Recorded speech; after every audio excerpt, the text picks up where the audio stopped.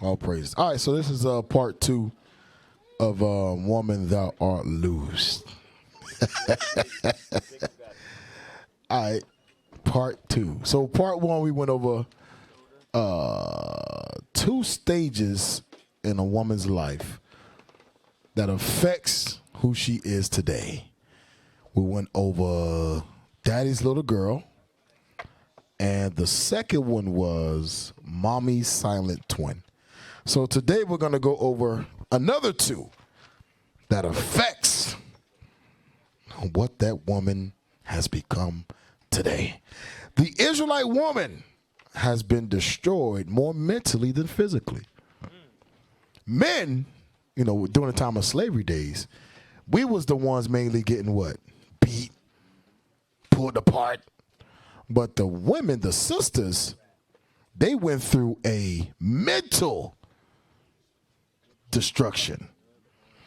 That's why the Lord, when the Lord say, women are the weaker vessel. Men, we can deal with things when it comes to emotions easy. You know, you offend me today, we good. We cool tomorrow. We get over it quick. Sisters, on the other hand, tend to hold on to it till death. Hey, and that's a good point. That's so true, rings true that Erykah Badu made a song. What was it called, sisters? Bag Lady. Yep. They carry on that mental trauma for a long time through different walks of their life into different situations and pull out of that bag that trauma when they need it. Yep, absolutely. So this class is designed to uncover the traumas and give solutions on how to deal with them, because we must overcome those things.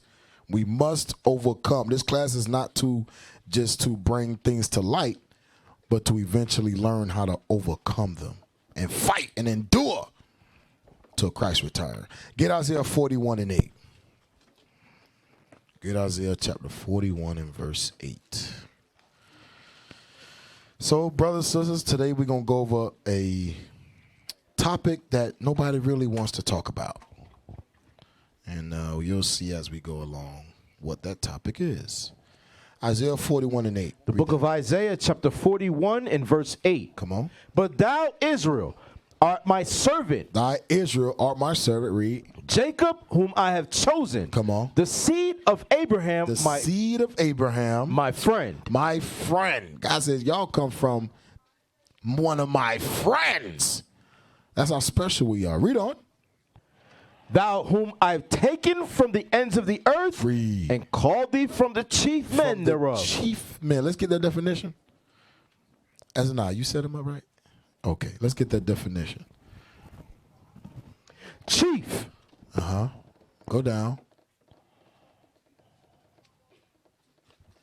Accorded highest rank or office. Go to, I think it's number 2. Go to number 2. Just keep scrolling. There we go. Of greatest importance or influence. God says the people you come from are the greatest people on the face of the earth. You can't get no greater than Abraham, Isaac, and Jacob. You can't get no greater than that. God says, where you come from is great. Read on. Keep reading. Go back to the scripture. Watch this next part. Isaiah 41 verse 9. Go read. Thou whom I have taken from the ends of the earth. Read. And called thee from the chief men thereof. Watch this. And said unto thee, thou art my servant. Come on. I have chosen thee. And not cast thee away. Read. Fear thou not, for I am with thee. Be not dismayed, for I am thy God. I will strengthen thee. I will do what? I will strengthen thee. The Lord said he going to strengthen us. What we going through, the ailments that we dealing with, the traumas, the past experiences, we may feel like there's no way we can get over these things. There's no way. It's impossible that the Lord chose me even with my baggage. The Lord said, I'm going to strengthen you. Well, how the Lord going to strengthen you? Because the Lord ain't coming down here and patting you on the back, sis. It's going to be okay. The Lord ain't doing that. Let's see. How's the Lord strengthening you? Go to 2 Timothy 3:16. Oh, yeah, I'm sorry. Yeah, read that. Keep reading. I will help thee. Yea, I will uphold thee with the right hand of my righteousness. I will uphold thee with the right hand of his righteousness. Go to 2 Timothy 3:16. The Lord said, I will strengthen you. I will strengthen you. Read. The book of 2 Timothy chapter 3, verse 16. All scripture is given by inspiration of God. Read. And is profitable for doctrine, for reproof, for correction, for instruction in righteousness. Instruction to righteousness. Keep reading. That the man of God may be perfect. May be what? Perfect. Sisters, y'all know y'all could be perfect. Have you ever even looked in the mirror and say, I could be perfect? God says, I'm going to strengthen you by how? By my word. God strengthens us with his word. He put the spirit on his prophets, his servants, to bring out certain, topics that I don't know if anybody here dealing with this. But for some reason, the Lord put it on our spirit to bring it out. And I'm like, dang, everybody's dealing with this. That's the Lord telling you, I see you. The class he did a few weeks ago, that thing's up to like 10,000 views and hundreds of comments just in 2 weeks. I think it's been up. That let y'all know the Lord is listening. The Lord is seeing. And the Lord is strengthening you through his word. Psalms 34, what is it? 18. Yep, that's it right there. The book of Psalms, chapter 34, verse 18.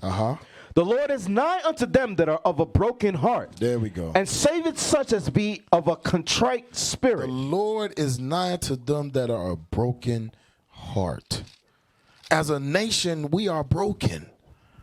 We are so much broken that we have become prideful in being broken.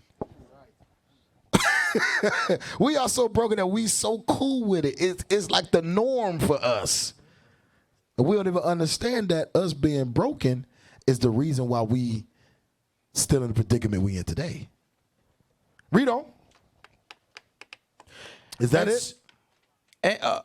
I'll read it again, sir. Come on. Psalms 34, verse 18. The Lord is nigh unto them that are of a broken heart, and saveth such as be of a contrite spirit. Many are the afflictions of the righteous. Slow down.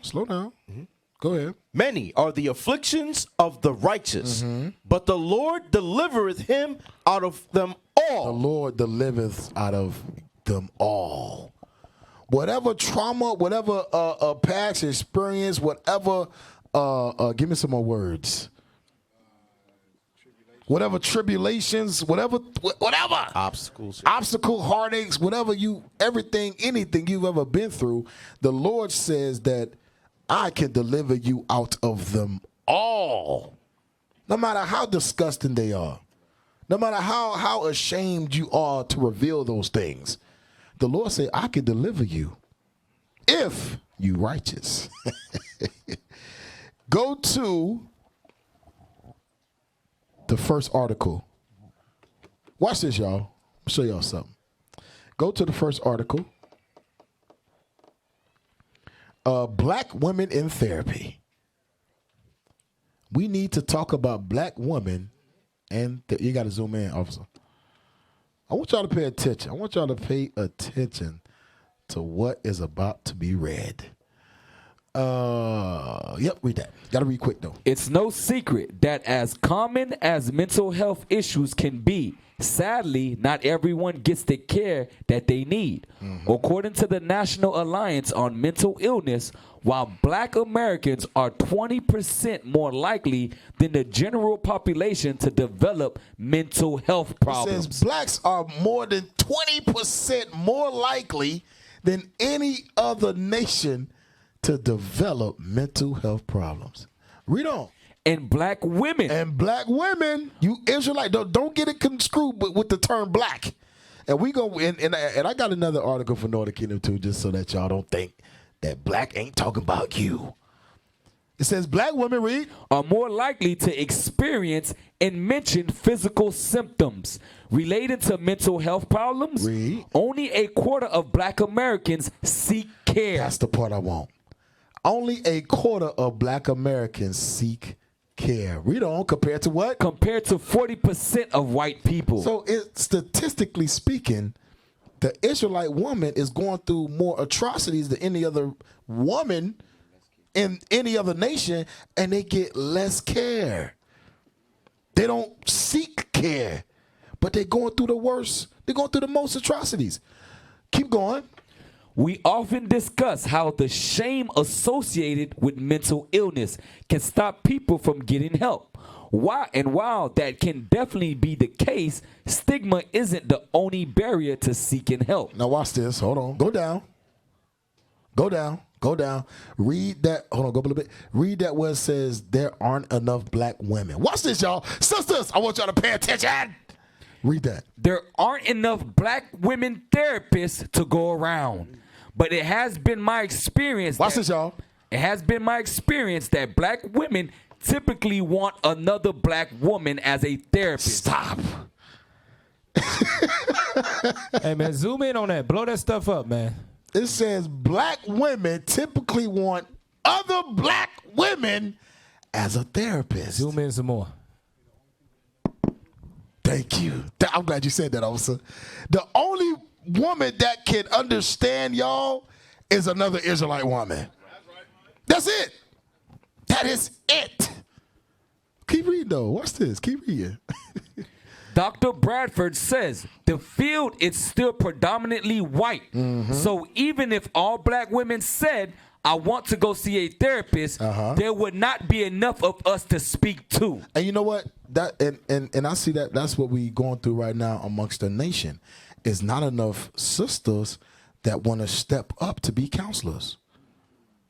It's not enough sisters to want to step up and be that aged woman. Who gonna step up and do it? Because there's sisters that's crying out for help, but they don't see enough counselors. It's not enough black counselors to go around. So who gonna step up? Who gonna step up and do it? Keep reading. Go ahead, Cap.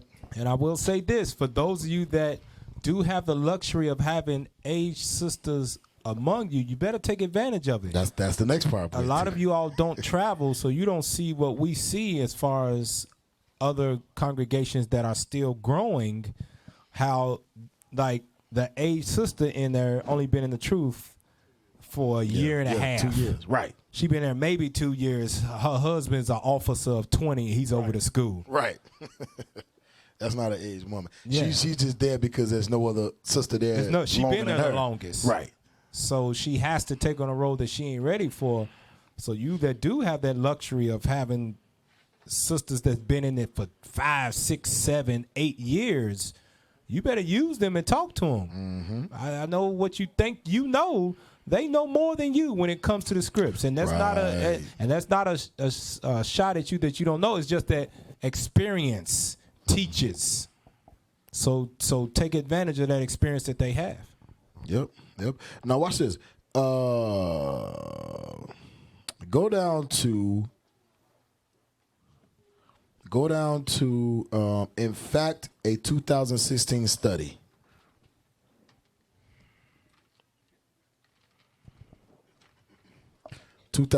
Go up. You passed it.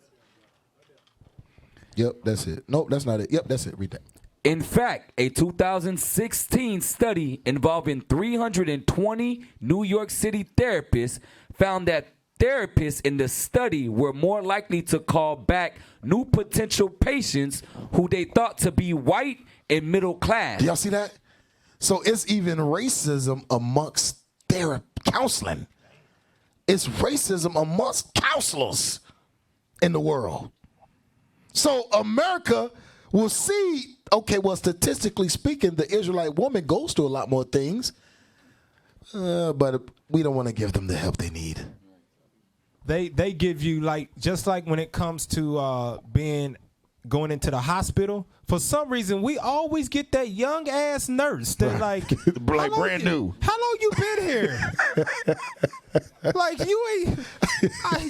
You sure you know what you doing around here? No, oh yeah, I'm very qualified. You only been on the job for 6 months to a year. You don't know what you doing. Right. You getting experience on with me. you. Right. she poked me like 3-4 times looking for my vein. find the It's vein. right there. Same thing when it go into the therapy thing. These new therapists that's just coming in, counselors coming in, they'll send them to you and let them work out the kinks. Do a test counsel here and then go and talk to the head counselor to see what you did wrong. You ain't got time to be in a counseling session with the ungodly and them getting it wrong. You ain't got that time. You got to go straight to it. Straight to it. Yep. And only Israelite sisters There we go. that have experience in they gonna see through the BS. Be like, okay, all right. This is the problem. Here's the solution. What are you doing? They get straight to what are you doing? I heard all you talk. What are you doing? Even in social services, you have certain counselors where the clients will come in. They'll be Southern Kingdom. They'll come in and they know what type of services, where their background, how they have a low-paying job, and they live in a poor neighborhood. And when they come in for the assistance, the first person they're looking for is sisters that understand them, that look just like them. Yep. So you'll see that happen even in a social service network. That happen all the time when they come in, even when they're going through getting food stamps and everything, trying to get benefits. The first person they're looking for, where's my people that look just like me? Yep. Absolutely. Go back and read that. It gets worse, y'all. Watch this. A therapist found that therapists in the study were more likely to call back new potential patients who they thought to be white and middle class than patients they thought to be black. Watch this next part. While this is just one small study and more research needs to be done, it does point to a disturbing suggestion. Some therapists may be racially discriminating against patients. It ain't just some. The majority of therapists that don't look like you don't want to counsel you. Keep going. Overt racism aside. Overt racism means it's hidden. Read. It's not hard What to... does that mean? Open. I'm sorry. Open. Read on. Overt racism aside, it's not hard to understand why someone would feel more comfortable speaking to a therapist who can more directly relate to what they're coming up against. Read on. In an ideal world, even if you're not seeing a therapist who you personally can relate to, you should still be able to have a good experience. Watch this. Go down. Go down. The very next paragraph, then we're going to move on. Right there. If you go in and talk about how you might be paranoid about people following you around in the store. Now, we hear that all the time. Brothers and sisters going to the store, and the manager, you keep looking over there. You see that same manager turning that corner every hour you go down. Keep reading. And then the therapist come back with, well, what might you be doing to cause people to be suspicious? Think about that. There's no way they can relate to us. I feel like I'm being followed.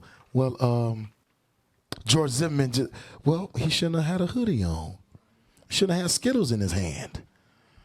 Should have been carrying the Arizona iced tea at 9 o'clock at night. There's no way they can relate to us. Go to the next article. So even amongst counseling with therapists, there's racism. Go to the next one. Hip Latina. For all you so-called Latinas out there that think that y'all ain't black. Let's see if y'all going through the same thing. Blow it up. Let's just see. There you go, right there. Go back up a little bit. What is that? Oh, there it is right there. Okay, read that. So many people in our community Talking about the Northern Kingdom community, Hispanic community, read on. continue to suffer through their mental health issues, not seeking help out of fear of being labeled loca or worse. I know because I was one of those women. I was afraid to admit that I needed help to quiet the voices in my mind. The voices that told me I wasn't good enough. What are those? Hold on. Read that part again. I was afraid to admit that I needed help to quiet the voices in my mind. The voices in your mind that tell you ain't no good nothing. Read. The voices that told me I wasn't good enough, that I couldn't do well, and that I was going to fail. Go ahead. Even worse, that I was always going to be a failure. These are the voices that's going through our sisters' minds. No matter what you do, you'll never be good enough. You're unwanted. You're not beautiful. All the uns that went over last time. Hey, now check this. Here's something to help put it in there. Now, somebody, you might not hear that from somebody else's mouth. How are our sisters being told that? How? Out here in the world. Officer Zacchaeus, how are they being told that? Through the media, television and them. There you go. Through the media. Through the checking out at Walmart, you got all of these magazines right there on the side, on the U.S. Weekly, whatever they might be called, and the Vanity Fair and all of that. You see those things, those chat magazines, 80 different ways to please him and all that type stuff. They see that, and that's subconsciously talking to them that they'll never reach to whatever that is on there. So they mentally tell themselves, I'll never be that. I ain't good enough. It's just... It is what it is. And therefore, the love that they need for themselves, because remember, it's called self-esteem. Right, self-esteem. It never gets built up because it's always being compared to what they see out there in the world, being told all of that stuff indirectly. And Cat, that's heavy. We cannot build you up if you yourself won't allow it. Yep. I could tell you beautiful all day. But if you every moment that I'm not with you, you telling yourself you ugly, ain't nothing I could do for you. So a lot, and we're gonna go over solutions later, but a lot of it, we gotta come to the understanding that it's us. And that's what we don't want to tell ourselves. We don't want to look in the mirror and say, yes, this is me. Yes, I did this. I went through this. I went through it, but it does not define who I am. We don't tell ourselves that. Well, get Sirach 6. Then we're going to get into the nitty-gritty. Sirach chapter 6. And verse 6. The book of Sirach, chapter 6, verse 6. Be in peace with many, nevertheless have but one counselor of 1,000. You know, when sisters counsel and brothers counsel, and we get it all the time, Cat. We speak on things but we always leave stuff out. Those things that are being left out is the main plot of the story. You got the beginning, you got the climax, and you got the conclusion. We always leave out the climax. We go right to the conclusion. Well, this is how I am right now. Okay, how did you get like that? We always leave out parts of the story. Sisters, brothers, we cannot do that. When you do that, it is impossible to receive good counsel, proper counsel that you need. I may be counseling you on something that's not even broke. You know how to say, if it ain't broke, don't fix it. You keep coming for counsel on things that it's not even broke. But the things that you really need counsel, you too ashamed to ask for help. Get me the video. I'm gonna show y'all something. Get me the Butler video. I'm gonna show y'all something. Watch where this stems from. Watch where this stems from. Give me the video. Play that thing. Come on. Y'all know this scene in The Butler. Watch this. Watch this, Cap.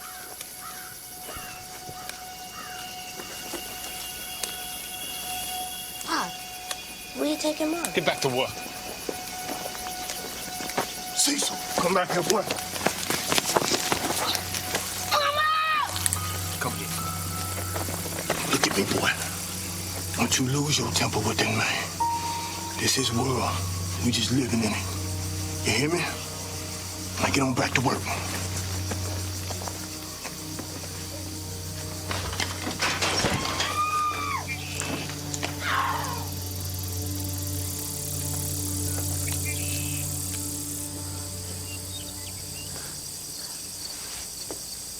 It's a true story, by the way.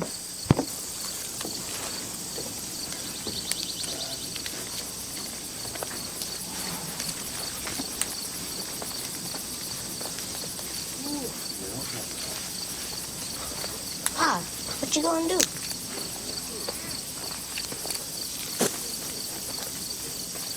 Hey.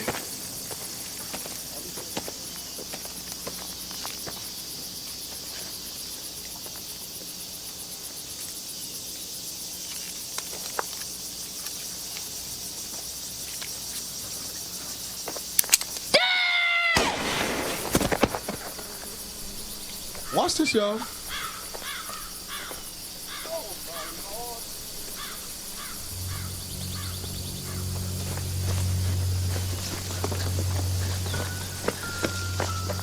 What are you looking at?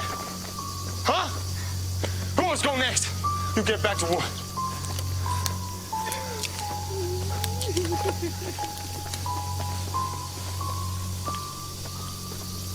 Hey, you get some of the hands help dig a hole for his paw. Hurry up. Watch this.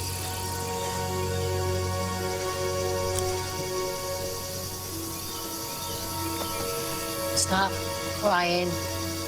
Stop. Pause it. Stop. Brothers, what do y'all get from that? Let me see who's thinking. What do y'all get from that? Brothers. Check in. Real quick. Gotta be quick. What? Remember now, stay in tune with the class. What do you get from that? There's no therapy for the young man. Ain't no Shut up and stop expressing your emotions. no therapy for who? For the young, for the son. Okay, somebody else. Come on. It's a cast. Come on, man. Bring it home. Like the soldier was saying, basically not just the son, but for everybody as that owner. Everybody, but mainly who? The son. Rely, come on, Rely. Oh, what, the wife? Come on, man. The wife just got raped, and then she saw her husband get murdered for saying what? Hey. Think about it. All those traumatic experiences, you got to bundle up. You can't speak on it. Because when you speak on it, what happens to you? You get put to death. That comes, I'm telling you, the way we are today stems from slavery. We was built, we was taught, we was whipped, we was killed so that we could never speak against what we saw or speak against the traumatic experiences we've been through. All the brother said was, hey, think about it. All the slaves in the plantation, they were, I ain't see nothing. Hey, and the way that is carried on today, you might not be in the field, but social media and those body cameras, you relive that moment of what we just saw over and over again. It's when you see, embedded. Yeah, you see black men getting gunned down, and they go out to protest. They get beat down, or police brutality. It gets reinforced over and over and over again, and you all suffer trauma from it. And that's why a lot of times single mothers are overprotective of their sons, because coming from slavery, it's reiterated over and over again. It's just through social media and police brutality. Hey, you know what else, Cap? You know what else? Are you gonna say something? Yeah, go ahead. He said we relive it, like Kaepernick. That A was him kneeling. That gunshot was him getting blackballed. Yep, we relive it every day, and even amongst our own families, even amongst our own tragedies that we went through, we are taught. We are what's the word? Trained to not say nothing. To just keep it in, be quiet. Because if you say something, just maybe they're gonna look at me like I'm shamed. Or I'm gonna shame the family. I'm gonna shame my mother. I'm gonna shame my sister. I'm gonna shame my husband. Here's the next point of time in a woman's life that changes who she is today. It's called the humbled innocent. The humbled innocent. Yeah, the butler. This is a phase, a part of a woman's life that changes who she is today. It's called the humbled innocent. Give me the article. Give me the article, Culture of Silence. Read that. For African American rape victims, a culture of silence. African American rape victims, a culture of silence. That means generationally wise, we are taught and learned to be silent about molestation amongst family members, about rape, being touched. That goes on in our communities. That goes on in our families, everyday lives. But we talk, don't say nothing. I interviewed it's a lady at my work, and she's like 75. She's older. So I said, you know what? Let me talk to her. She might got a little wisdom about some things. So I asked her, why do you think as black women we are classified as angry, loud? Just trying to get to the root of the problem. She said, because we are taught through slavery. She didn't want to actually, I'm like, dang, you're right. She said we was taught that through slavery. She said when she grew up, she had a sister who her uncle would rape, would molest. And the sister would tell the mother, and the mother would tell the sister, don't tell nobody, you're going to shame the family. So the sister had to grow up with this same thought in her mind to the point where she hated black men. And right now, to this day, she's married to an Edomite.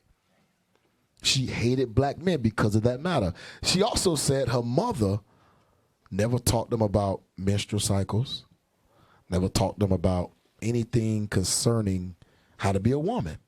So, she said a lot of things goes into why a woman is the way they are today. But we're going to deal with rape and molestation right now. Read that. Because like I said, this is a topic that a lot of people don't want to talk about. We got stuff like this so buried so deep in us, but we don't even understand that it's still showing today. Read that. There's an old saying in the African American community: black women raise their daughters and love their sons. Brothers, what does that mean? It said black women raise their daughters and love their sons. Lawahabi, what does that mean?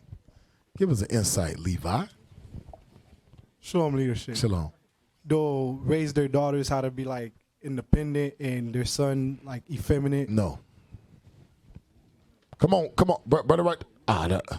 Another young brother raised his hand, Cap. We're gonna see. Come on. The mother has a closer relationship with the son than she does with the daughter. Right. She shows her love and affection towards the daughter, but towards the son and leaves out the daughter. She just raises the daughter, but she loves the son. You ever heard that say, oh, you mama's boy? That's because a lot of women are treating their sons a lot more affectionate and with love than they do their daughters. That happens a lot. Go back to the article. There's an old saying in the African American community: black women raise their daughters and love their sons. A legacy of the atrocities of slavery. It signifies a communal protectiveness of black men from the coddling of toddling boys to a reluctance to report rape and incest. From the coddling of toddling boys to a reluctance to report rape and incest. Then you know that mothers don't report rape if their sons is the ones that's doing it. Wow. They don't report incest if it's their sons the ones that's doing it. They don't report it. Go down to protect, don't expose. Go down. Protect, don't expose. There you go. Read that. Protect, don't expose. Historically, we have learned this system, which in our minds is white folks. It's not to be trusted, she says. Historically, she adds, black people like herself are expected to protect, not expose the black community. That's why we just sweep a lot of stuff under the rug. We know what's going on. We know Uncle Bill is, when he get a little drink in the system, he take what's her? Give me a name. Little Nicky. He get touchy feely. Oh, that's just Uncle Bill. Uncle Bill got little Nika in the basement. Don't worry about it. They just having fun. But that's what's going on. He rubs on her, things like that. He get drunk, he won't dance and stuff. He start rubbing on her and feeling on her and stuff. And you can see the girl like, don't get, she uncomfortable. And don't nobody say nothing. Yep. And they know what's going on because the black community has been programmed to protect and not expose. Right. But it's going to be exposed today. You remember when, I think it was 2 years ago at Cayocho, it was young Northern Kingdom sisters walking by, and what were all the old men doing? Staring, whistling. Even at the classic. Same thing. A lot of old heads is sitting on their little beach chairs, smoking a cigar, just looking at all the women walk by, the young women walk by. Go back to the article. Norwood says that when she finally told her family... Watch this, y'all. Norwood says that when she finally told her family about being abused by her stepfather, they refused to believe her. They refused to believe her. And a lot of our sisters have went through that. You've been touched, you've been raped, you've been molested, and you told somebody, and they refused to listen. Hell, a lot of brothers been raped and touched when they was younger. And you told somebody, or you tried to hint it, or you was crying out for help in a different way, and nobody wanted to hear you. It happened to my cousin. And the thing, it was so bad for her that when she told her mother was in denial. She was calling her a liar and everything. Why would this little girl lie to you about being touched? She's telling you, she's like, no, he didn't do that. You're lying, you're lying, you're lying. So now she lived a promiscuous lifestyle. Yep. Think about it. I was always told, I was told this earlier, you can tell when something happens to your daughter. You can tell when your daughter has jumped over that bridge of losing her virginity or her virginity being taken. You can tell it. Her walk, her attitude, just everything is different. The signs are there. The signs are there. Physically and mentally. The signs are there. Go keep reading that, then you're going to go down to the church. Yeah, that real quick. Refused to believe her, seeking information about incest in black women. She went to a public library. All right, go down.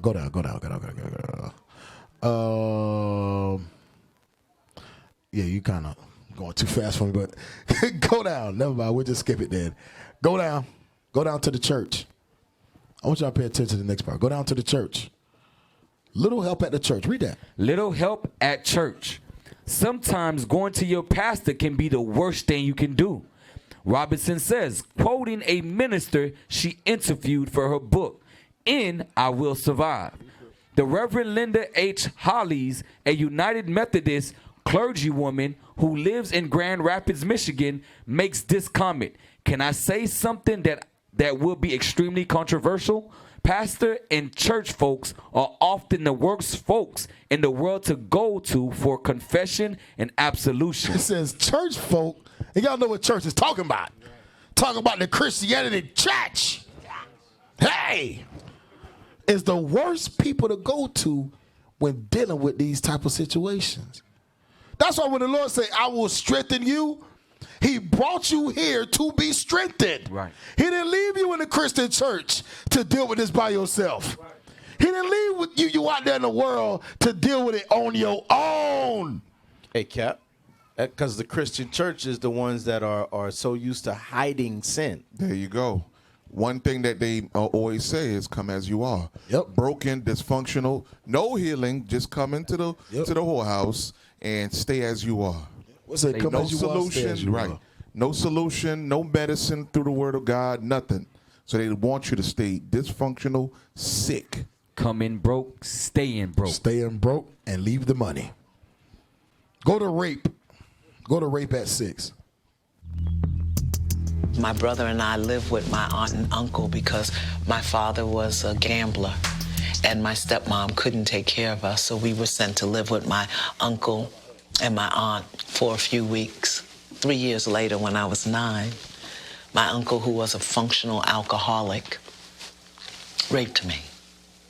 I loved it when he got drunk. You know why? Because I could go in his pants pocket and steal money. So I had taken money out of his pocket, 50 whole cents.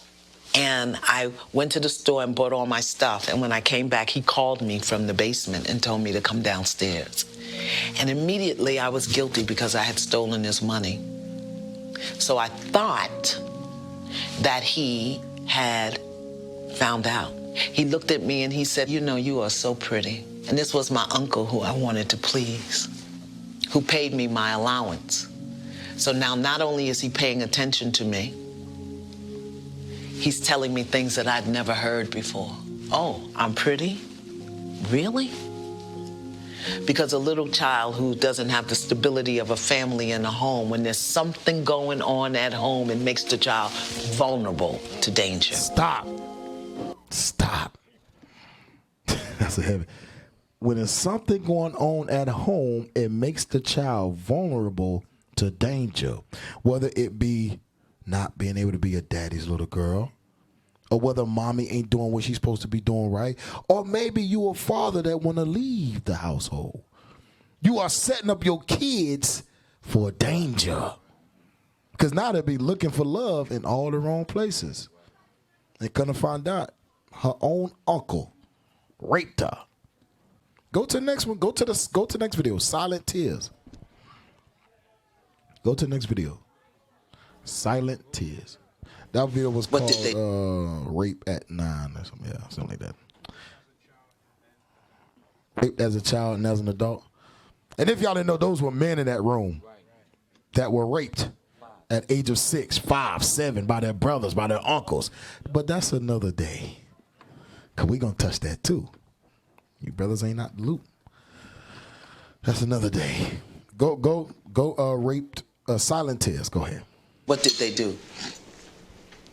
Starved me, raped me, beat me. Adults. Raped at 5. I was 5, they were 14 and up.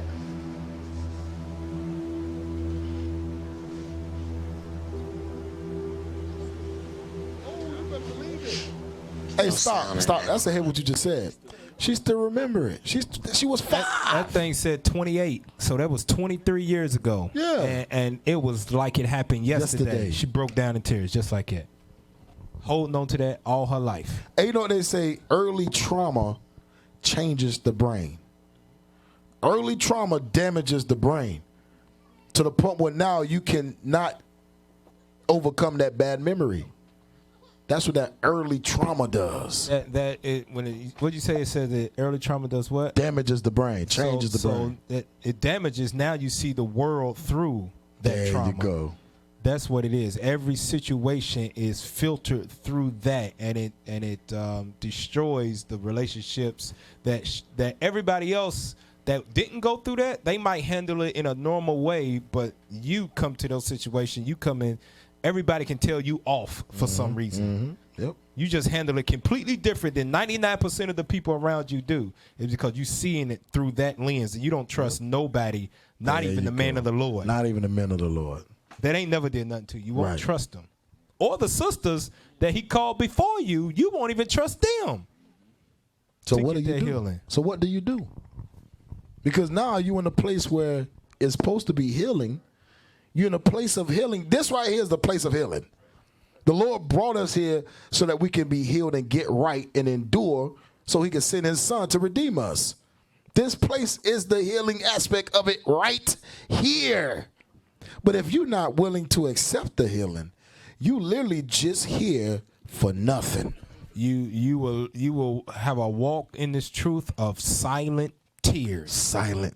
Oh, we go. Yeah, it's gonna go ahead. Watch this. Keep going. Wow, and that's a heavy point you just brought out, Cap.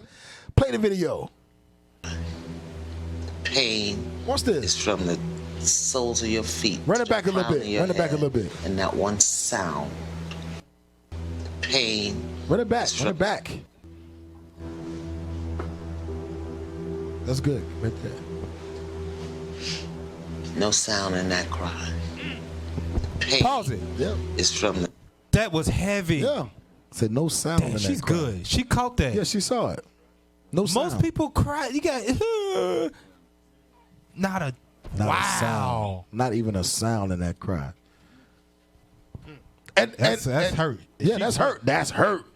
That's like I don't even want to cry about it. You know about when you got a good ass whooping when you was young. Yeah. And you couldn't even cry because it was so good. It hurt you to your soul. About to pass out. That cry when it hurt you to your soul. You couldn't even cry. It was a delayed cry. Right. That's how bad it hurt. It hurt.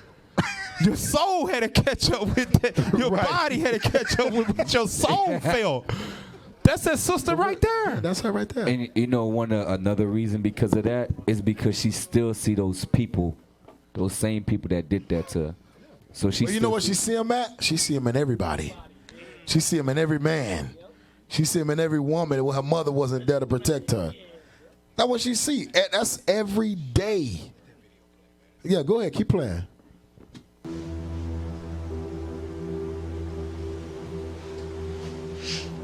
No sound in that cry.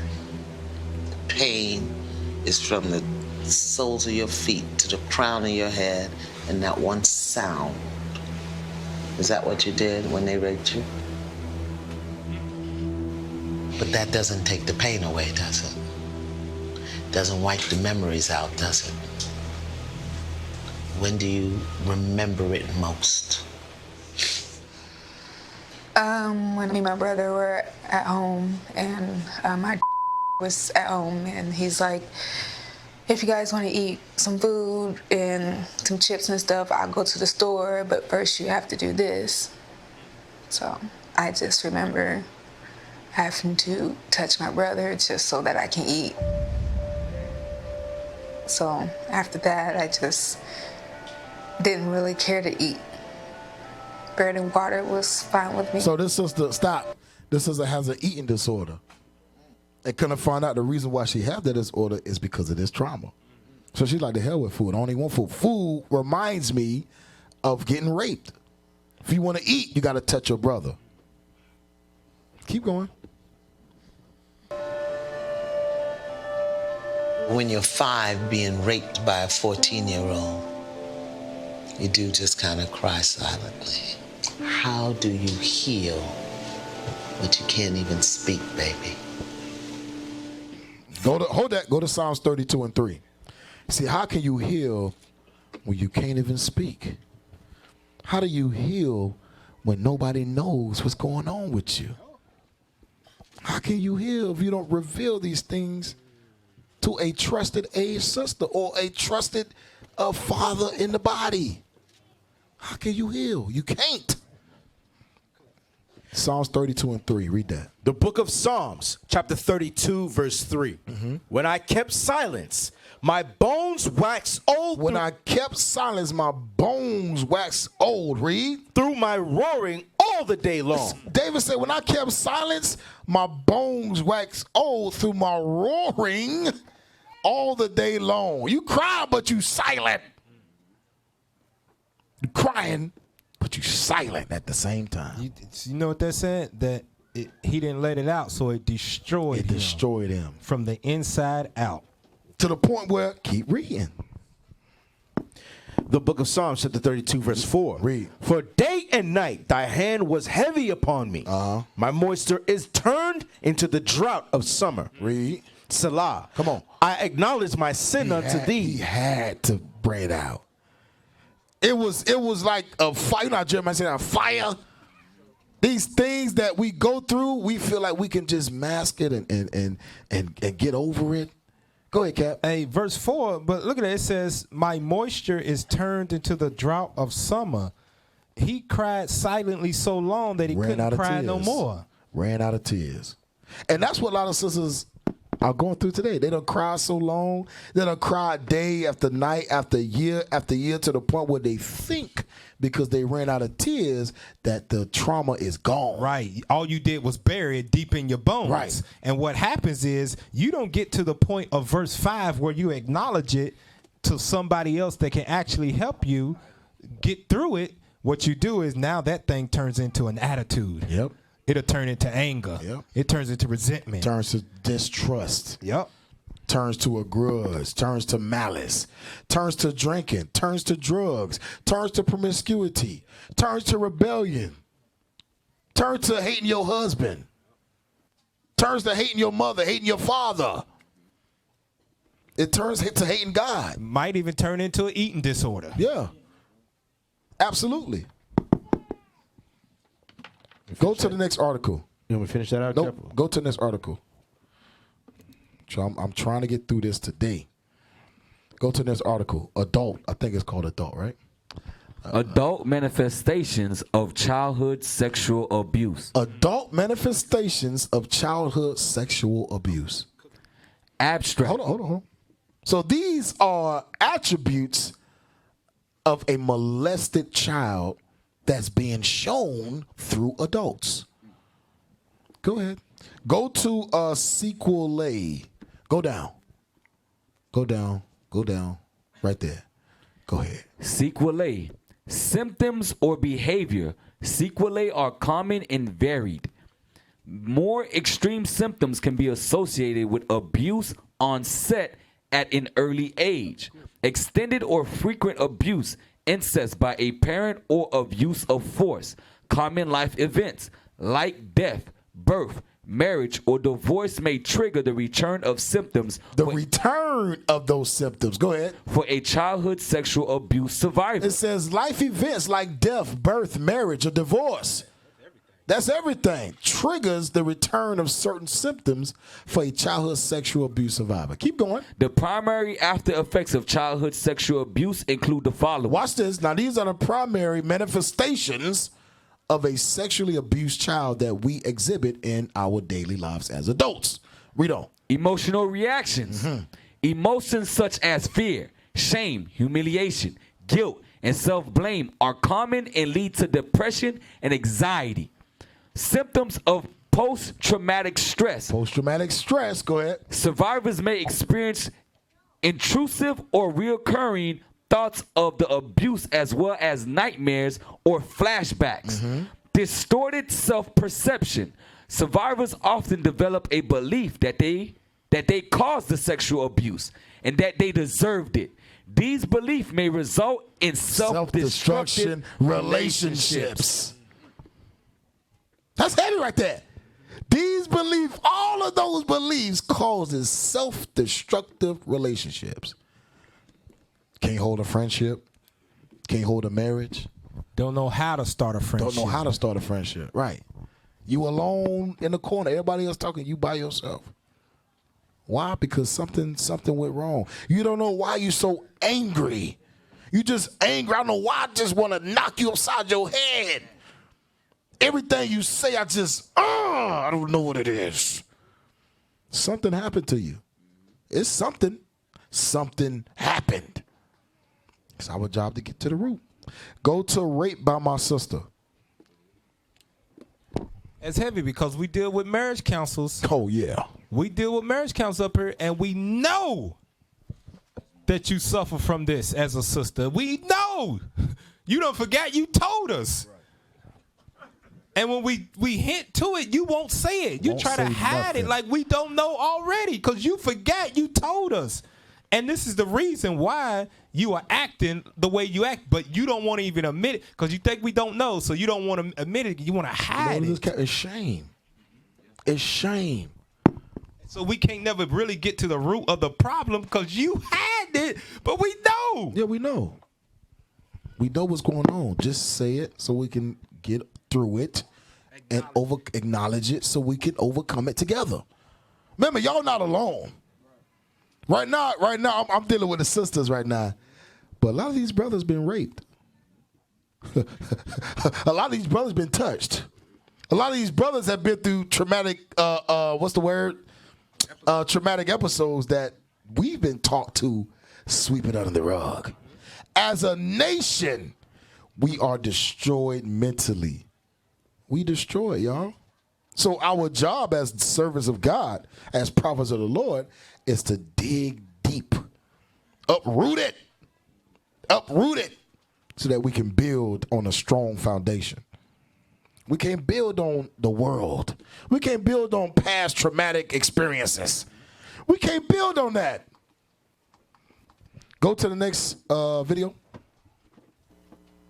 We need to address this. She raped me after raped her. I never told you that. She raped me after raped her. What are you talking about there? Molested Puddin' when she was about 11 or 12. Puddin'? Puddin' is Latanya's nickname. How do you know he raped her? He asked her to come in the room with him, and when the police got there, she was in the closet butt naked. And it was just her and him in the room. Who called the police? I went to her neighbor's house and had them call the police because she had been in the room too long. And what did she say to you after? She didn't say nothing. And what did he say? He went to jail. So how did we get from that to she raped me? We slept in the same bed as little girls, and she used to do stuff to me, get on top of me and hump me and do what sexually to me what I guess had been done to her. How old were you? If she was 12, I was 9. And how often did it happen? I know it was more than once. Jackie and LaTanya both experienced their childhood very differently. And while we may never know whose experience is closer to the truth, these sisters will remain unhealed until they can have a clearing conversation. Stop. Watch this, y'all. Go to TED Talk. These are things that we tell you, man, this is the what is it? What's the term? Unspoken trauma. We don't like to speak about being raped and molested at a young age. We don't like to speak about having our innocence tookened, or we was humbled at a young age. I like that video you pulled right there because that shows that it don't always have to come from the man. There we go. Sometimes your sister's been defiled by another woman. By another woman. Yep. And watch this, Cap. We couldn't watch that whole video, but I believe that's the video. It's 3 of them. One of them was raped by her sister. That sister was raped by the mother. She became a lesbian and couldn't find out her and her mama was sleeping with the same woman. Didn't even know it. Didn't even know it. Tell you, trauma. This country, yeah, she about to go in. This country don't give a doggone about the Israelite woman. 11,000 and something untested rape kits in Detroit. Y'all know who populates Detroit, right? Right. Israel. Right. That's us. Yeah. I'm bringing this out to let y'all know this is how deep the rabbit hole goes. It's deep, man. This thing is embedded in this nation's history that we pass on amongst each other. Think about it. The white man, Esau, buried 11,000 rape kits. They buried that trauma that was put upon God's chosen princesses. And guess what? We doing the same thing. Esau buried 11,000 rape kits. We bury our rapes. We bury our molestations. We bury everything, and it never gets healed. It says the little girl was 8 years old when she was violently raped. Violently raped. Untouched. The rape kit was untouched. What you say, Cap? Yeah. Right. You know what happened. You know what happened. You know who it was, too. Because you said the grandmother was the only mother she knew. Now you know that's Jake. I'm going to tell you straight. That's Jake right there. But this little girl had to grow up with that trauma and with that belief that one day justice will be served. Not even know, unbeknownst to her, that the rape kit wasn't even tested. Collected dust in a warehouse. Do y'all see the resemblance? Those rape kits, the same like it was buried and left alone, it's the same thing with us. Cap, you know how bad that is? Letting you know the officers had a chance to catch the perpetrator, but they said, no, we are not, and let it continue to happen in that same neighborhood. Yeah, they didn't even care. They didn't even care. So it happened more than once. Oh, it was 11,000 rape kits. Brothers, what's the long rate? Raise your hand. Who's got a daughter in here? Who's got a daughter in here? Matthias, what's the long rate? Stand up. What's the long rate? Stand up, stand on the mic, real quick. Hurry up. Just be put to death. Where's it at? Where's the law? It's in Deuteronomy 28. Sit down. See, this is what I'm talking about. This is the stuff that pisses me off. We should know this. This is something that goes on amongst the community. Who's teaching their daughters what to do in a situation where she could potentially be raped? What is the law?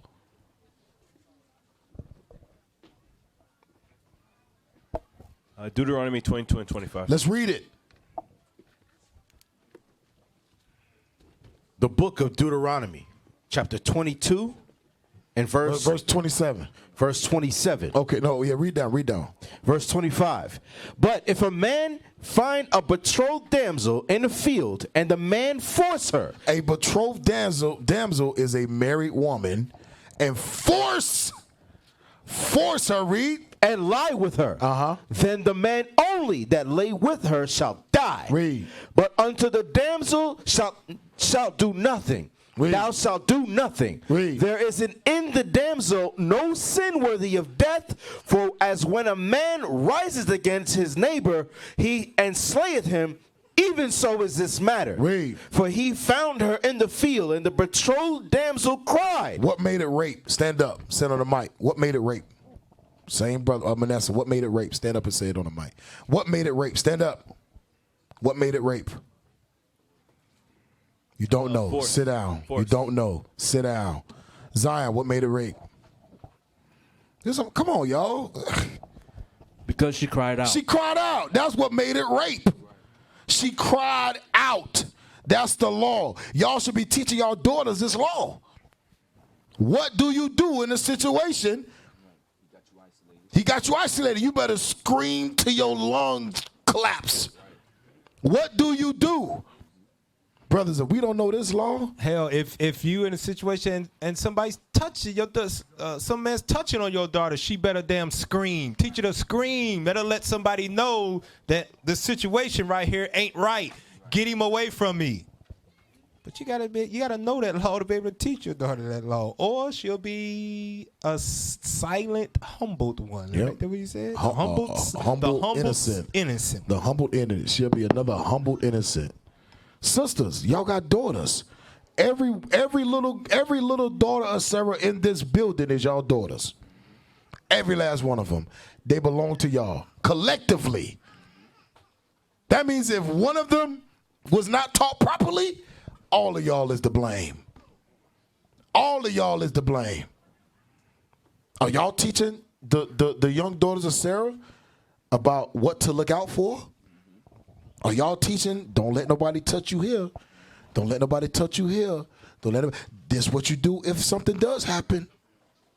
Are y'all doing that?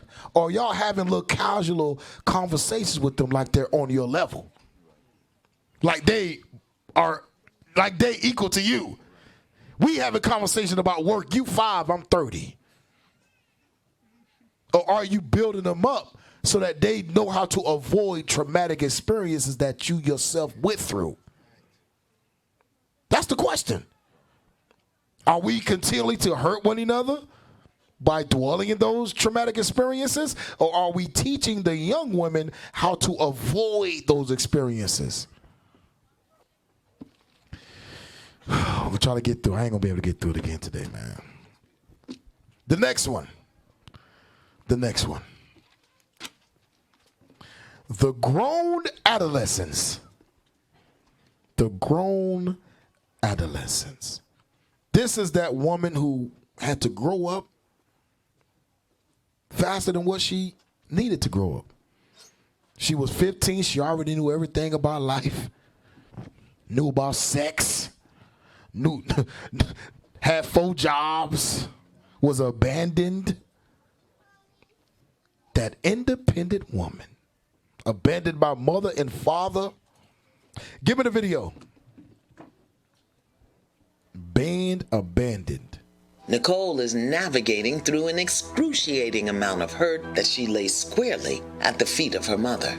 On her path to healing, she must remove the mask she was taught to wear. Arguing and distancing herself from her family appeared to be Nicole's weapons of choice. While her anger is easily accessible, other festering and infectious emotions may be too painful for her to confront. You don't think she loved you? I just know what she told me. She wished she had aborted me. She wished I would crawl in the corner and die looking like my daddy. I was getting whoopings. I was in foster homes. Tell me why you went into foster home. Before we went to court, Yvonne said to me, when we go in this judge's chamber, you tell them that your father was molesting you. if you don't tell them that, you're not going to live in my house. And I told her, well, I'm not telling that because that's not what happened. And I'm going to tell them that you told us to say that. The next week, a social worker came and picked me up and drove me to that group home. It was And where was Brittany and Whitney? They were with their mom. Okay. She took me away from my dad. She isolated me from my sisters. And she made sure that I was alone. She hurt you. I get it. And here's what I know. There is no hurt deeper in life than the abandonment by a mother of their child. And it's easier to be angry than it is to say, what the hell would make my mother leave me? Abandon You see that? Stop. She said it's easier to be angry. It's easier to push off that anger and this, hatred and malice on somebody else instead of just asking, what would make my mother abandon me? So we're going to have to skip some, so we're going to have to move on. We're going to get to solutions because I definitely got to go over solutions this week. Steps to overcome it all. First of all, sisters, you got to realize something. You matter. Every sister in here matters. Every sister in it matters. You must understand that. Who you are matters. What you think matters. What you do matters. How? Because the world is watching. Your little daughters are watching. You got to let your light shine. Everything you do matters. Now watch this. They ain't going to like this part. You must take responsibility for everything that has happened. Taking responsibility.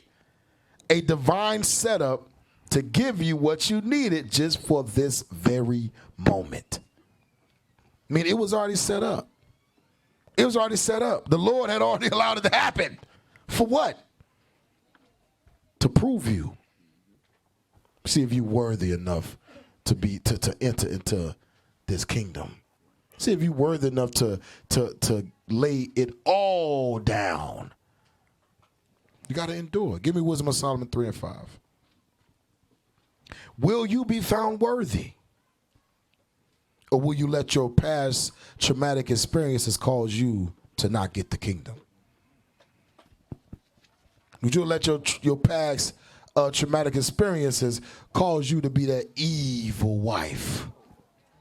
Or that evil sister? Or that evil mother? Will you let it? Wisdom of Solomon 3 and 5. Wisdom of Solomon, chapter 3, verse 5. And having been a little chastised. You saw the Lord said, y'all hear the Lord? The Lord say, what I let happen to you was a little bit. Having been a little chastised, slavery was a little bit. Your name's changed was a little bit. You been sold on auction blocks? That was a little bit. Your traumatic experiences? That was only a little bit. Read.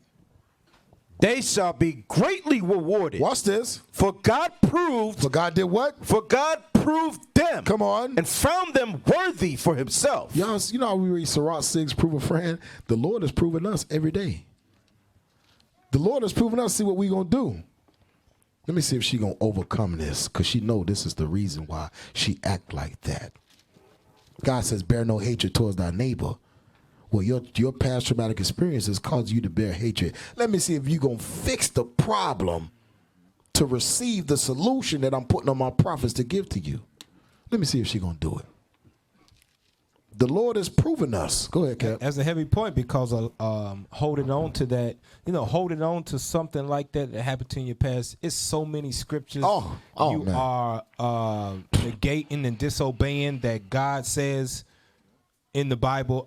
All of that stuff that we talked about, confess your faults, I acknowledge my sin, counsel, all of that stuff, if you hold on to it that has happened to you, you are negating all of those scriptures, and that's proven to God. You don't really mean what you say. Yeah, you don't really mean it. I know you look the part, but you don't really mean it. You know why? Because I know the stuff that happened to you. Right. I know everything. And the healing's here, but you ain't doing none of that stuff. You look the part, but you really ain't about what you say. Yep. Yep, absolutely. Absolutely. We say we want the healing, but we're not willing to get over those traumatic experiences. Now, sisters, I'm not saying it's going to be easy. No, this ain't going to be easy. These things some of us have buried for 40, 30 years. These things are embedded in us. The way we are today comes from those traumatic experiences. It's not going to be easy. But we must acknowledge the fact that that is who we are. Meaning, I'm a fatherless daughter. I wish I was daddy's little girl. Not saying, I don't need that nigga. You see the difference? I ain't need that nigga in my life. I didn't need him. I grew up. I was well off better without him. No, you wasn't. You needed him. You got to admit it. I wish my daddy was in my life. Yep, I know. I wish, if only this, I was raped I was raped at this age. All right. How do I get through this? How do I overcome this? Get Psalms 144 and 12. Watch this, y'all. I'm going to show y'all something. Go ahead, Cap. Real quick, because sometimes I always, when I counsel brothers as well, when I talk to them, listen, I tell them, brother, you got to understand you went through the traumatic experience through your life or whatever you went through for a reason, right? The scriptures tell us that.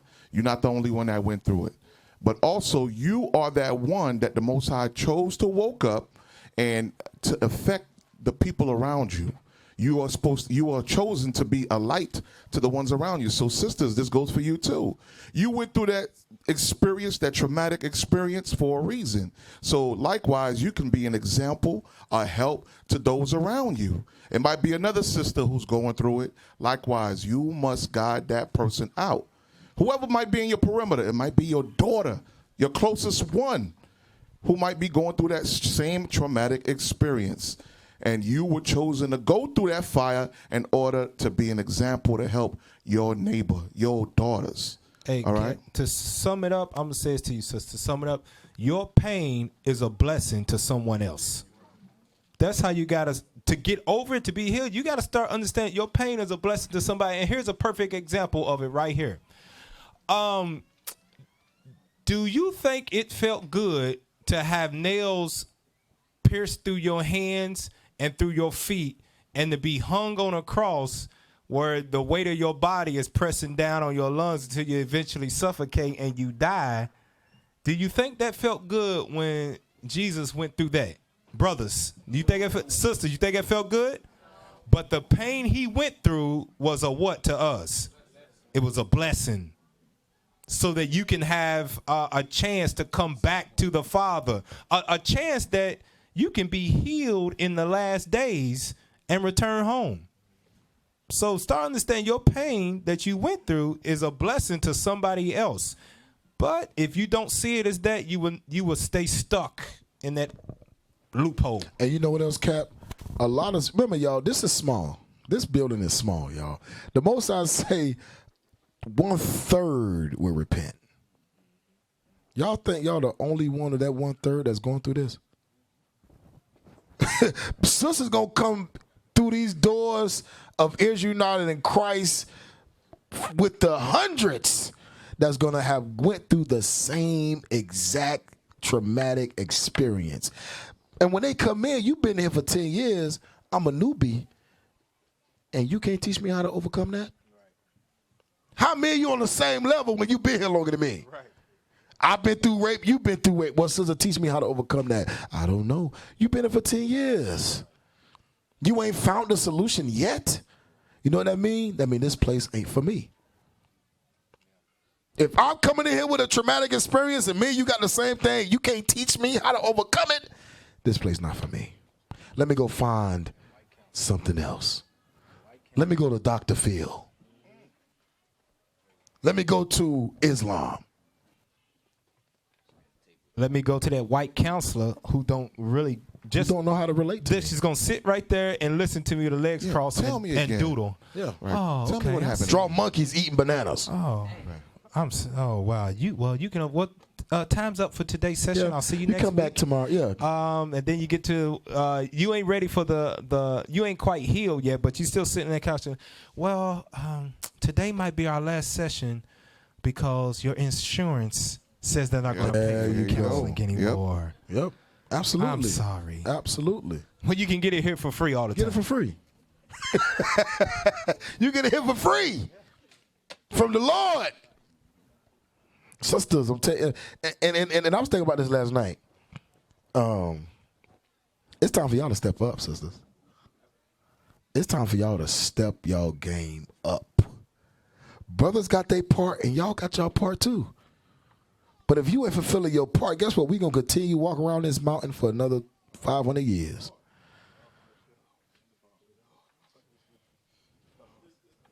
It's the truth. Because the Lord going to fill his house. And Cap, you say it all the time, we got to fill the house with what? Believers and not people. How are we going to keep them here if when they come here, the sisters that they supposed to look up to as aged godly women can't give them no doggone solutions? Because they themselves ain't got over it yet.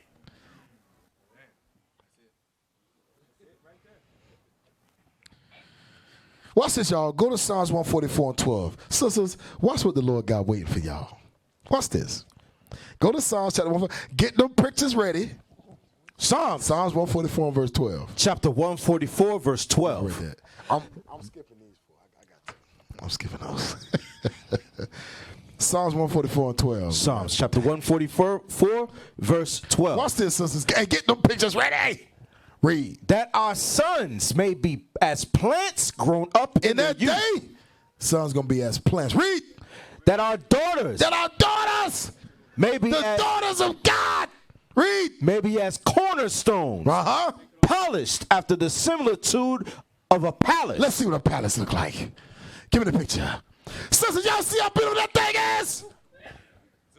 Zoom in on it. That's gold. I think it's gold. But it look good.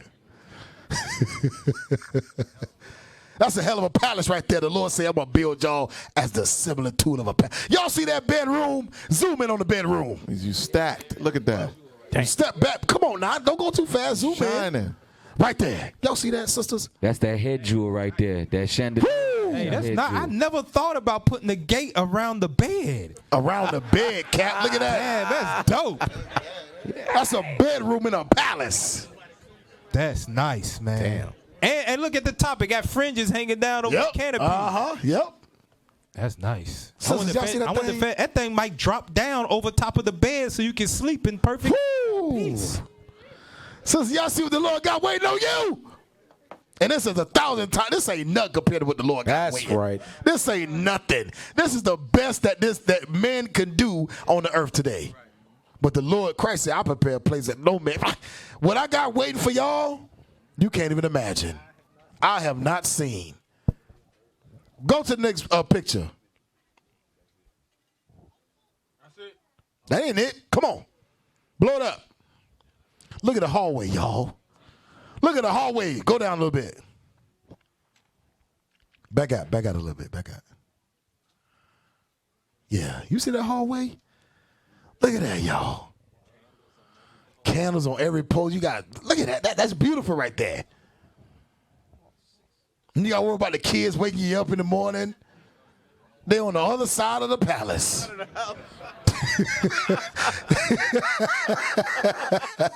You got guards. You got servants at the door. We're going to read the next. You got servants at the door. You cannot come in. Princess Janelle is sleeping. Go to the next picture. That's it, Cap. That's it? Yes, sir. Read the scripture again.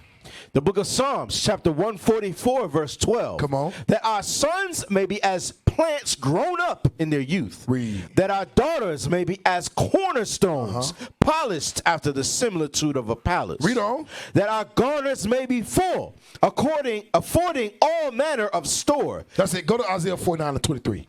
Gotta read quick, Judah. Isaiah 49, 23. Sisters, the Lord got stuff waiting for y'all too. You think we're going to be in the kingdom by ourselves? Right. Heck no. Isaiah chapter 49, verse 12. They ain't going to be looking at Elisha for the next eternally, for all eternity. Heck no. Go ahead. Behold, These shall come from far. Come on. And lo, these from the north and from the west. Oh, the scripture is Isaiah 49 and 23. I'm sorry. Go ahead. Verse 23. Isaiah chapter 49, verse 23. And kings shall be thy nursing father. The kings of this earth in that day, they're going to be our nursing fathers. I mean, they're going to have to babysit. Donald Trump going to be he ain't going to babysit. He going to be building a pool with a spork. That's right. And it better not break. I better have 4 ice cubes in my drink. I better not have 5, better not have 3. And they all better be the same size. No ice chips. If they have melted on the way here, that's a lash. Each ice cube. Read that again, bro. Read it again. And kings shall be thy nursing father. Read. And their queens. And their queens, these nations. Thy nursing mother. Y'all hear that, sisters? Y'all see the kids y'all got to carry around every day? That ain't happening in the kingdom. Y'all going to have servants. Thank you. I'm glad one brother heard me. That's right. Sisters going to have servants. Only though. You got to overcome that traumatic experience. That's right. You got to overcome it. Watch this. Keep reading. They shall bow down. What they going to do? They shall bow down to thee. To the man and the woman. They going to bow down. They going to bow down. Read. And they shall bow down to thee and with their face toward the earth. Y'all see, y'all know what that, do y'all know what that feels like? Yeah, you're right. We don't know what that feels like, yeah. We used to dogs bowing down. You know, they want something to eat. But can you imagine the greatest so-called people on the earth today coming to you and won't even look you in the face? Sorry, my Lord. Lord Zakar. You know where we gotta go to those movies? Netflix. I watch them. Yeah. I was like, why you always watching movies? Now she finally figured out why I watch All praises. them. But on them old Asian movies, you be seeing them servants. They be in the background. You hardly don't even damn see. You gotta actually notice them. They be in the back with their head down like this. Won't even look. And I thought to myself, like, damn, I know they back gotta be hurting. They stand like this the whole time. They can have an hour-long conversation and the servants in the back like this. Hands like this. Waiting. As soon as they turn around, Yep. their little feet be walking around like that. You ain't got to say though. You just get up and they already there. Yep. We going to have servants, y'all. I'm telling y'all, the Most High got something in store for us, y'all. Read on. They shall bow down to thee with their face toward the earth. Face towards the earth. They're going to be looking in the eye. Sisters, y'all feet ain't going to touch the ground. Woo! You ever see the movie Aladdin? How they carry him while they singing? Couldn't even walk. Sisters, y'all ain't going to have no dirty feet no more. That's right. Sisters, y'all feet ain't going to be black no more. That's right. Yeah, come on now, don't come on now. We ain't gonna lie, we gonna speak truth to our neighbors. Feet ain't gonna be black no more. You can have no more corns, no bunions. Right. All right. You gonna have all 10 toes. Not 5. They shall bow down to thee with their face toward the earth. Come on. And lick up the dust. What they gonna do? Lick up the dust of thy feet. Hey! Sisters, y'all hear that? Keep reading. And thou shalt know that I am the Lord. Go to Hebrews chapter 10:24. Well, they gonna bow down. But there's a but. Hebrews I gotta overcome. chapter 10, verse 24. Read. And let us consider one another. Consider one another, sisters. Consider one another. Consider that, okay, maybe, you know what's crazy? Considering goes into looking for signs in one another of traumatic experiences. How strong is that considering? Dang, this sister, she's real standoffish. The sister don't like playing with little kids. The sister's sitting by herself why don't y'all go and talk to the sister? Why don't y'all, sis, I just want you to let you know that, if whatever you need, I'm here for you. Read. And let us consider one another. Come on. To provoke unto love. Provoke unto love. And to good works. And to good works. That's it? That's it, sir, on that verse. Read Galatians 6 and 2. We're going to speed it up. Galatians 6 and verse 2. The book of Galatians, chapter 6, verse 2. Come on. Bear ye one another's burdens. Bear ye one another's burdens. That means one of us hurt, we all hurt. No matter how sane you think you are, no matter how perfect you think you are, if one of your sisters is hurting, you should be bearing that burden with her. And the thing is, too, just understanding you're trying to help, you might not be able to help them with that specific trauma or problem because you might not have experienced yourself. But you've got so many other sisters around you that, you know what, sis? You can direct her. Since you revealed this to me, I'm going to find out who in the body can help you. Which one of these sisters that came in before me, they might have dealt with it. I'm going to lead you to them. Because the same way with us as captains, we can't handle each and every one of your individual problems. It's way more of you than it is us. So you know what we do? We disperse officers. We delegate it down to officers and stuff, and they go and help you through with the problem and build you up somewhat until you can come to us, and then, okay, or we'll take it from here. But some of that stuff they can help you with. The same thing for you sisters. We can't help every single one of them, so we're going to give you to one of these leadership wives up here that we, through the man, we trying to build them up also. So just keep that in mind. They might send you to someone else, but they trying to help you. Go ahead. Hey, Cap, that process is called seeking counsel. Right. You're seeking counsel where you're not withholding that information, trying to manage a solution on your own, but you're seeking help for that individual, to get them basically healed to whatever problem they're having. And another thing as well, when we read that about the therapist, you coming to us, we don't know exactly how y'all function like that. They would have a better answer for y'all because they know what y'all going through. That's why they said black women prefer black therapists.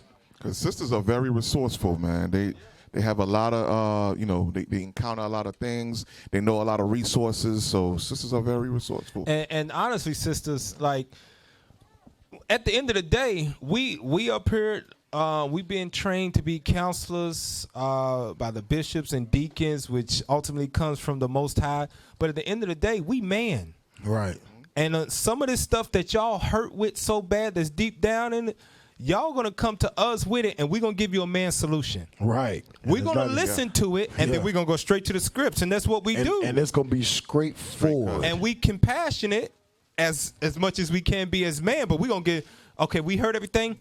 Here's the solution. Right. So but some of you all need to talk. Need to vent. You need to vent. You got to talk about it. I'm telling you, sisters, as much as trauma you've been through your whole life, silent, humble one, whatever it might be, it's going to be a certain point. If you talking for 30, 40 minutes because you just got to get out 30 years of being, you held on to this, we not going to pick up on every detail. Nah.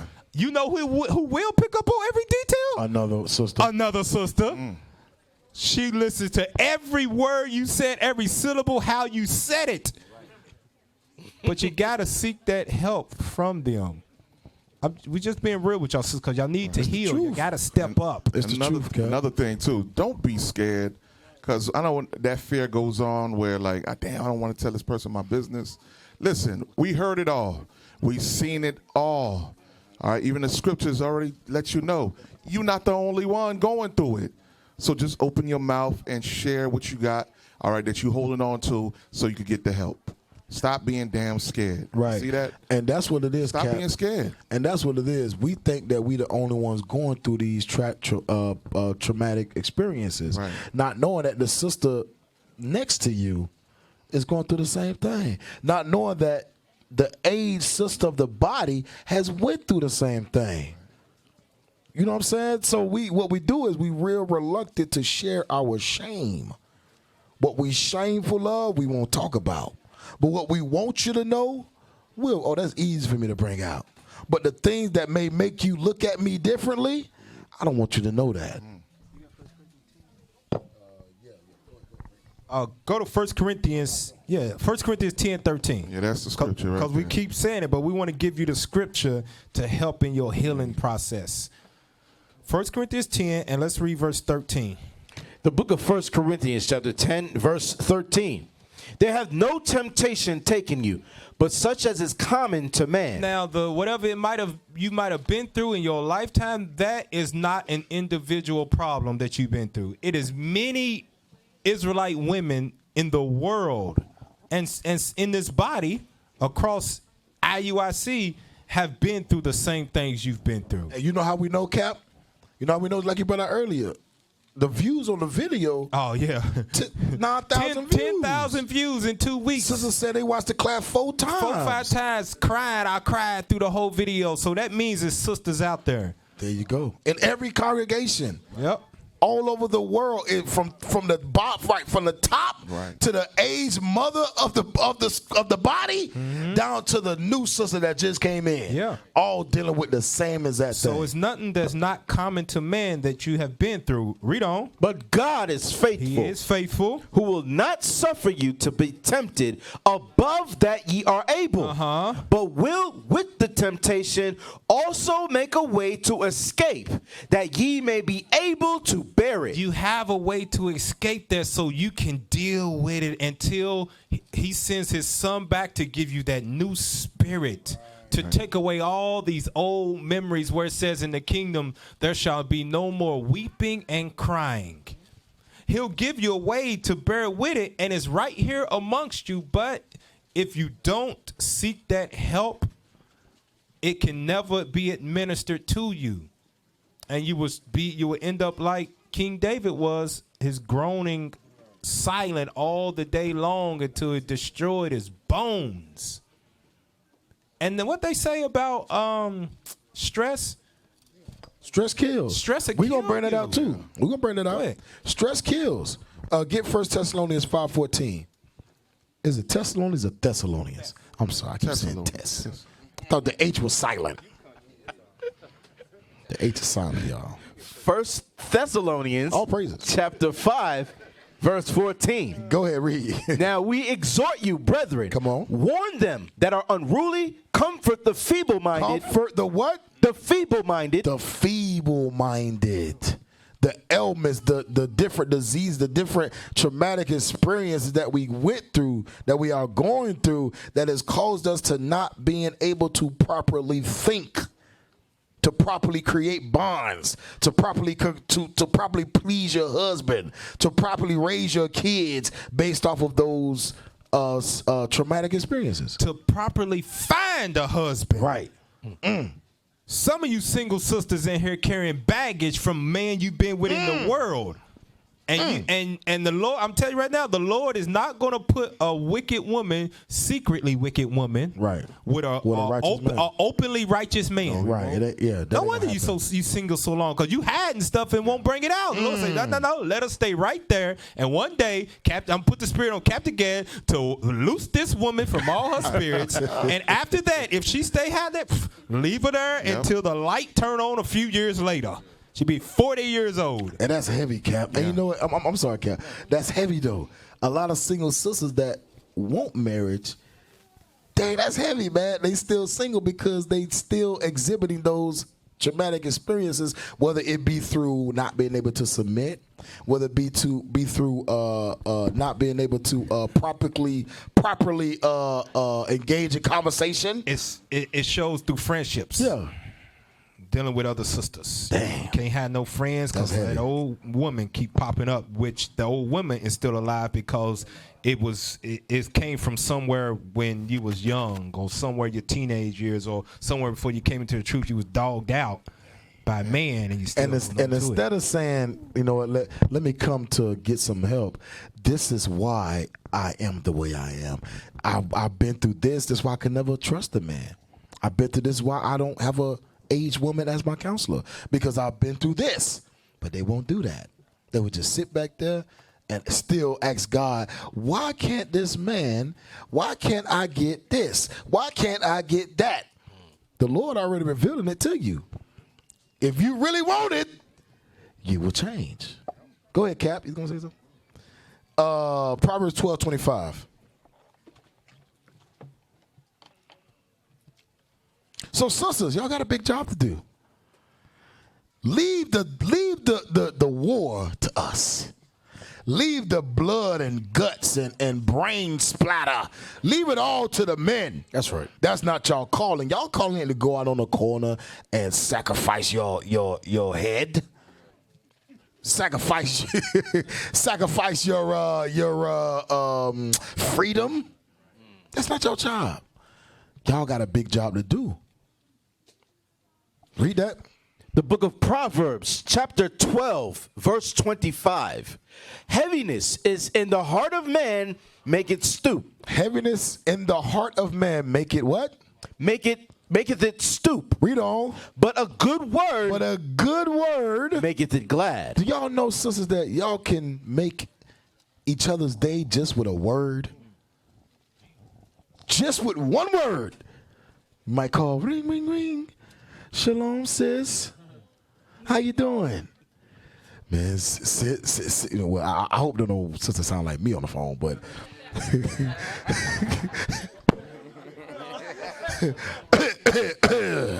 oh, sis, you don't even know. You don't even know, sis. I was just about to come out the spirit.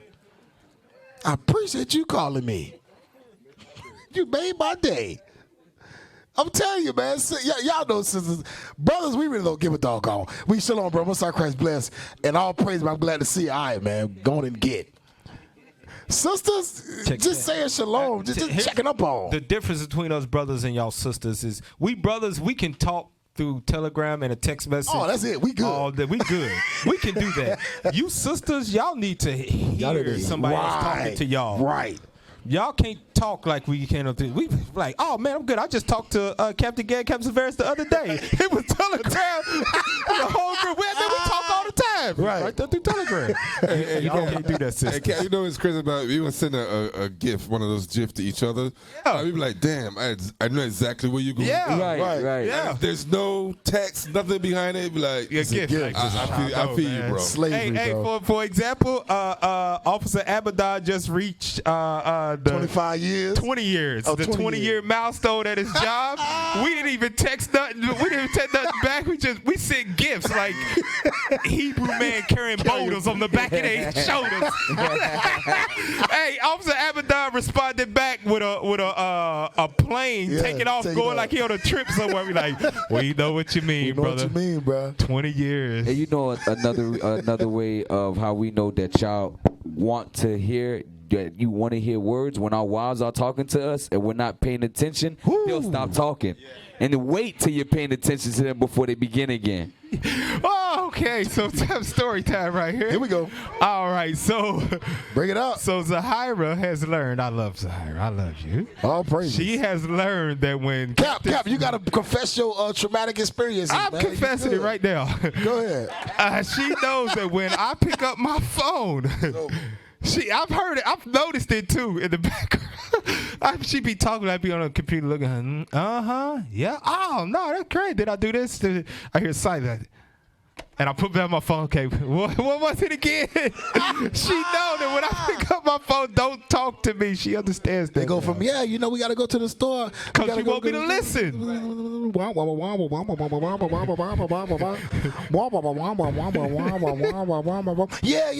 got to go to the store. What you just said? Yeah. I'm sorry. I wouldn't even pay get you to. That's why you know they want you to listen. What's the last thing I said? You love me?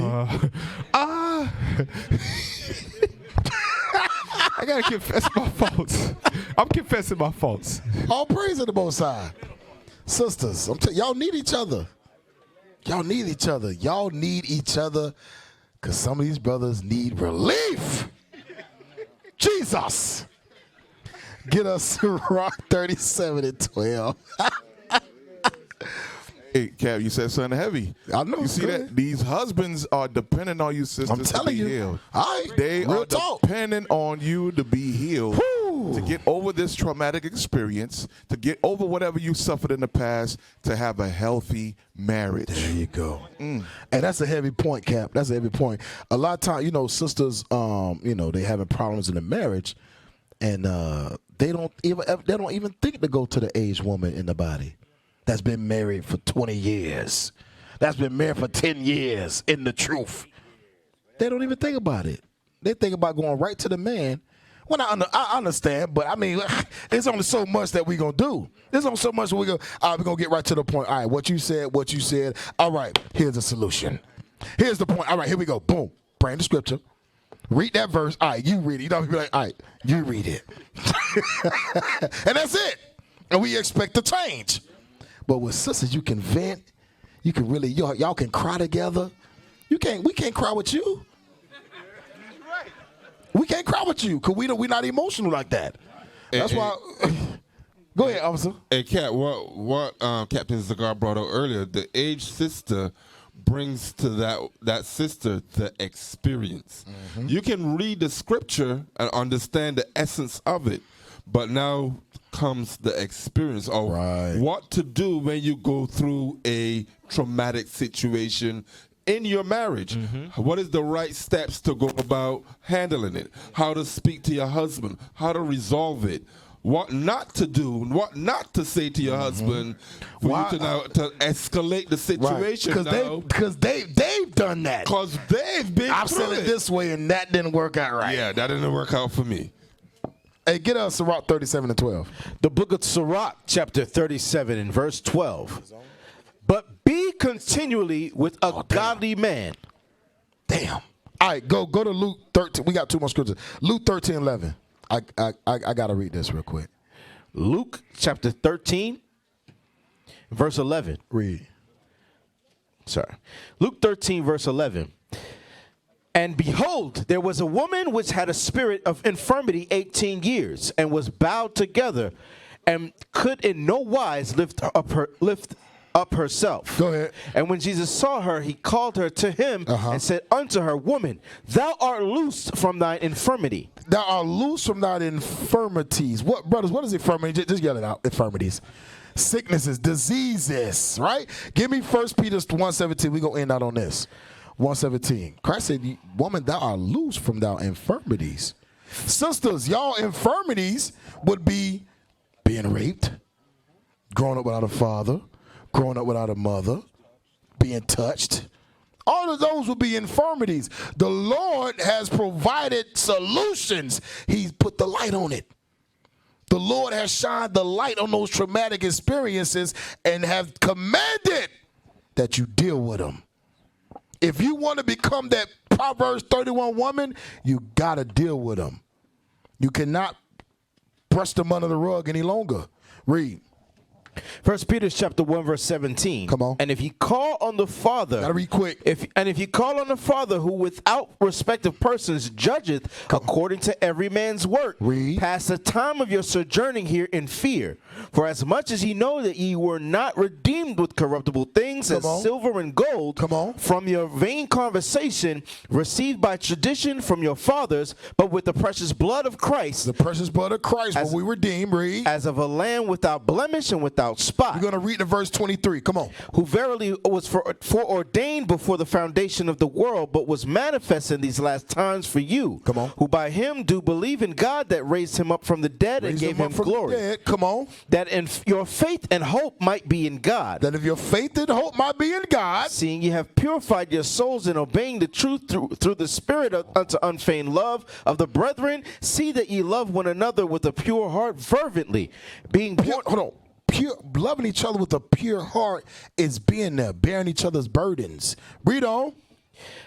Being born again. Being born again. Being born again. Read. Not of corruptible seed, but of incorruptible by the word of God. By the what? By the word of God. Come on. Which liveth and abideth forever. So, sisters, the Most High have shined the light on these post-traumatic experiences. Now it's time to be born again by the word of God. We used to scream black power while heroin was pushed. But at the end of the day, nothing's in vain. IUIC, has been given a vision. The tents of Judah has risen. Many has attempted the mission. Minor murmuring, omitting, and missing the mark. Just reading that he had the flame of fire in his eyes gave us the spark. We on Paul's mission. We out on the road, purple and gold. From Mexico, Cuba, Haiti, Ghana, Sierra Leone. 144,000 boots banging, concrete crackling. These are our men repented at heart. The scriptures is proof. IUIC, we deliver the truth.